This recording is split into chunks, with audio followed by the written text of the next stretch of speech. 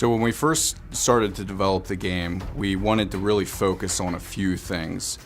And when we looked at what those things were, we came up with 3 pillars: bullets, blades, and blood.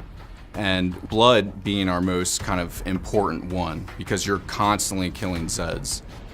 Just think of any of those great, ridiculous Sam Peckinpah movies or anything like that you've seen over the years. You know, slow motion bits flying everywhere. Yeah, I mean, we loved it in the first game. We just wanted more in the second game. We wanted to think of, you know, we've been looking at how do you spice up every system that's in the original. We looked at tons of different games and took what we thought was best out of all of them. And one of the really big inspirations we had was Soldier of Fortune, which had a really awesome, gore system where you could like blow a chunk off his head, you could stab into his brain, blood could be pouring out of his face, and we thought that would be perfect in a game like Killing Floor. It was called the Ghoul system back in the day, and we wanted to make a really cool name for our gore system too. We call it the Meat system. Stands for Massive Evisceration and Trauma.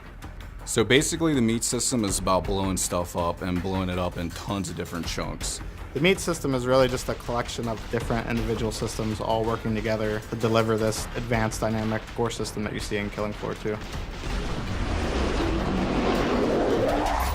So we have 22 different spots on each creature that you can explode off of them. You can blow chunks off each side of the head, you can blow their jaw off, you can blow their guts out, you can cut them in half, you can blow them up vertically, horizontally, take their hands, arms, legs, forearms.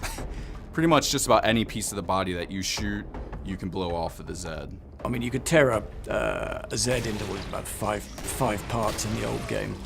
This time around, we thought it was about 19, but apparently we had a recount recently, and the vote now comes out at 22 parts that you can dismember any Zed into. I think we're just losing count. It's lots. So you had 5 for the body in Killing Floor 1. You have 5 for just the head in Killing Floor 2. And you get 1 or 2 chunks off will reveal the skull, and then the second or third chunk will actually explode the head, and you get that satisfying kind of brain splash effect that you get in KF1. The head gore and the gore in general is just all about player feedback. You shoot a Zed and massive gore happens on the other end.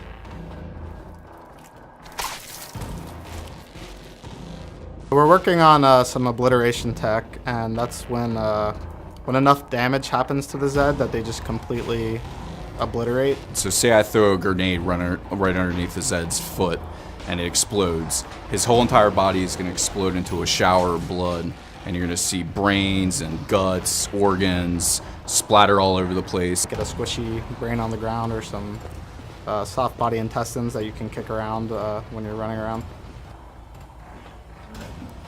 It looks really gross, but it's really cool for a game like Killing Floor.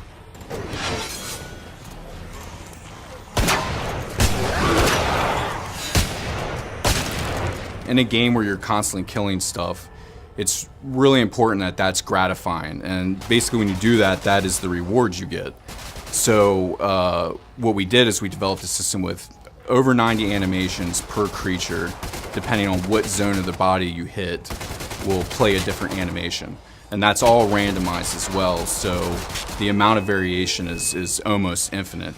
Another cool thing that you can do is if you shoot a guy and you keep repeatedly shooting him, it will blend into each additional animation. So say I shoot the guy in the chest, he'll react to that, and as he's falling I can then shoot him in the neck, then he'll freak out because of that, then I can shoot him in the leg, and then I can blow his head off.